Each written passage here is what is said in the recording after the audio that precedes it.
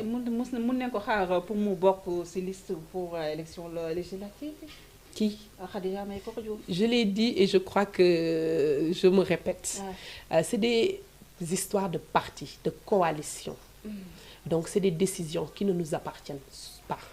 Donc le moment venu, nous nous prononcerons sur cette question. Mais est-ce que bëgg nga wala bëggoo Khadija? Le moment venu, nous nous prononcerons sur cette question. Khadija bëgg nga wala bëggoo? Ndiap, le moment venu, nous nous prononcerons sur cette question. D'accord. On va continuer. Bataille avec l'Assemblée nationale sénégalaise. Sans que vous parlez de rupture de confiance entre l'Assemblée nationale et le peuple sénégalais. Il y a récemment une proposition de loi. Il y a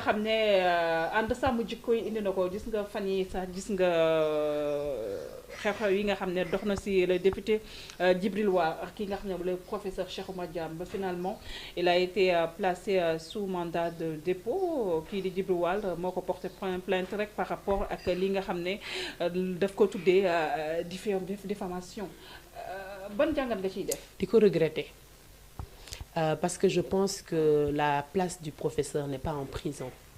gis nga tey njàpp dëgg rek dañoo gis ne waa xaaral rek ma wax la li ma xalaat.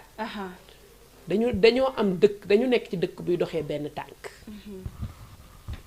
gis nga dëkk bi li fi xew mooy jaay doole dëgg.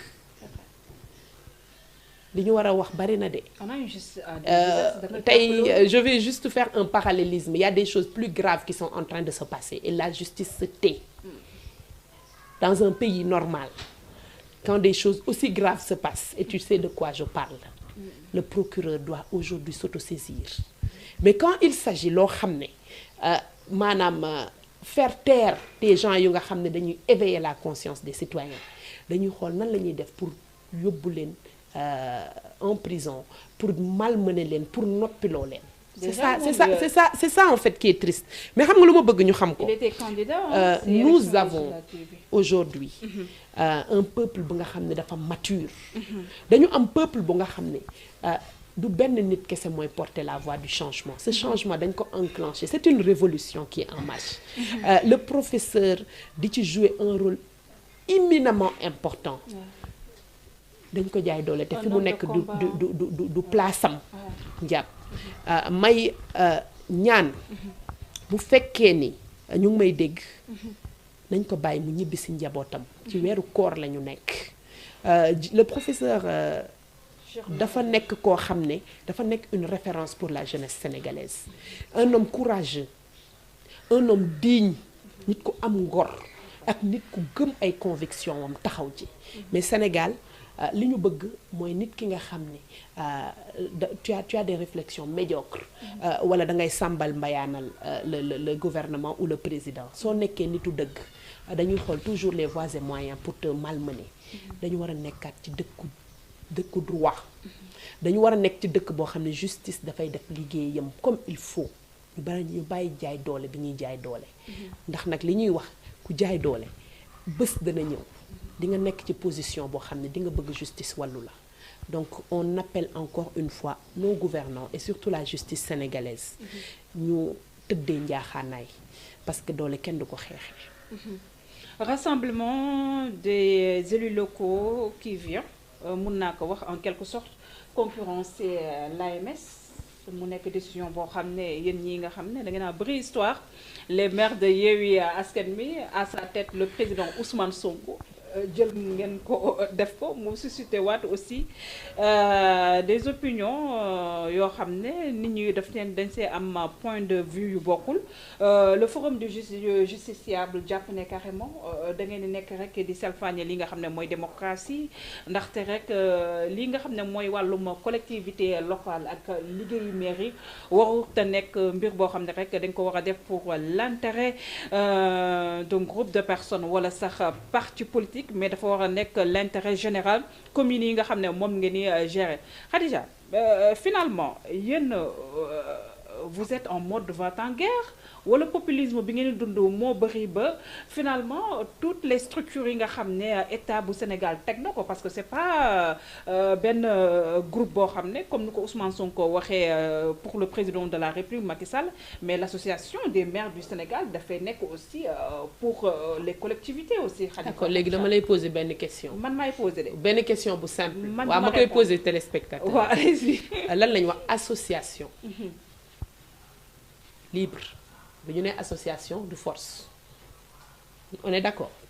Et pourquoi nous sommes obligés aujourd'hui d'adhérer à une association boo xam ne tey bu ma la laajoon tey wala ma laaj sénégalais lan la ñuy jëriñ ñoo xaaral rek non damay bàyyi ma eggali on n'est pas obligé. Allez-y. xam nga lu tax on n'est pas obligé parce que tout simplement c'est une association et l'association est libre la liberté d'association moo tax ñu naan association njàpp ñun dañu jël suñu ay responsabilités sur cette question et de dire que dañuy dem ber suñu daara jël suñu yoonu bopp xam nga lu tax ñu koy def damay jël rek li xew Assemblée nationale avec une majorité mécanique da nga wax sànq ni ñoom ñoo ñu ëppale nombre de maires ñun dinañ dem ci assemblée boo xam ne wala ci association boo xam ne la loi de mécanique moo fay appliqué wu tout ce que nous voulons faire ou proposition que nous voulons ñu appliquer la loi mécanique pour écarter ça et on ne s'intéresse pas aux vrais problèmes de la des maires et des territoires def ko espace boo xam ne espace pour dilatoire lay doon espace boo xam ne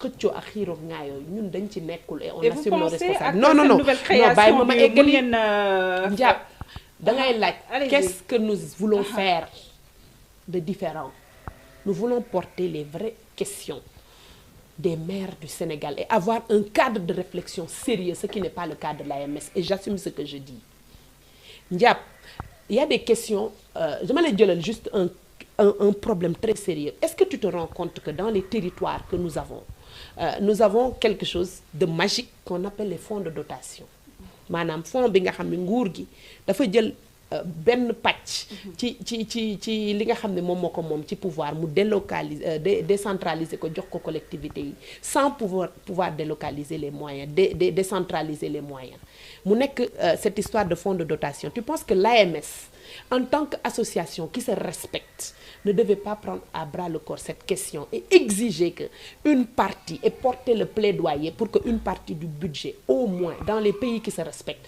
plus de 20 à 30% du budget du pays dañ koy allouer au fonds de dotation pour mën a permettre de véritables politiques de développement territorial ce qui n'est pas le cas aujourd'hui njàpp il y a des enjeux de la décentralisation yoo xam ne l'acte 3 de la décentralisation est un échec aujourd'hui parce que dañu gaawantu def ko sans pour autant réfléchir les mécanismes d'accompagnement qui permettent réellement ñu mën a am des territoires développés bu ñu waxee acte 3 de la décentralisation lan moo taxoon ñu koy wax le développement des territoires depuis combien d'années depuis 7 ans on a cet acte 3 ñuy appliqué est-ce que tu as l'impression que le mécanisme bi war a mën a permettre ñu am une effectivité maanaam des territoires autonomes des territoires qui vivent des territoires qui marchent et qui avancent sont portés par l'association des maires du Sénégal nous n'avons pas cette impression kon gis nga tey ñun dañu décider dans notre association à porter les vrais combats de la décentralisation pour que mu mën a nekk un levier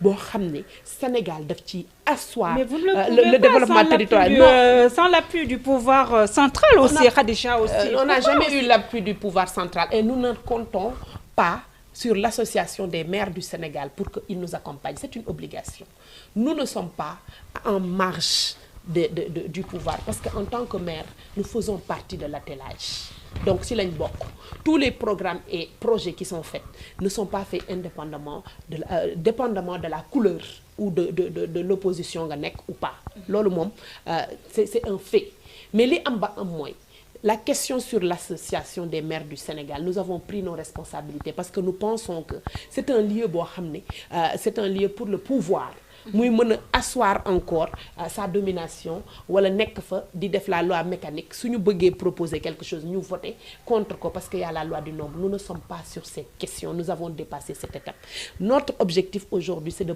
porter les vrais changements yi nga xam ne dañ ko war a am dans les communes, porter de véritables politiques de développement territorial, aller ensemble et réfléchir sur les changements yi nga xam ne moo mën a permettre ñu opérationnaliser l'acte 3 et la décentralisation. Sur ces questions la ñuy positionné wu et jusqu'à aujourd'hui je n'ai pas vu l'association des maires se positionner dessus. C'est vraiment du compagnonnage boo xam ne ay affaire xaritoo laak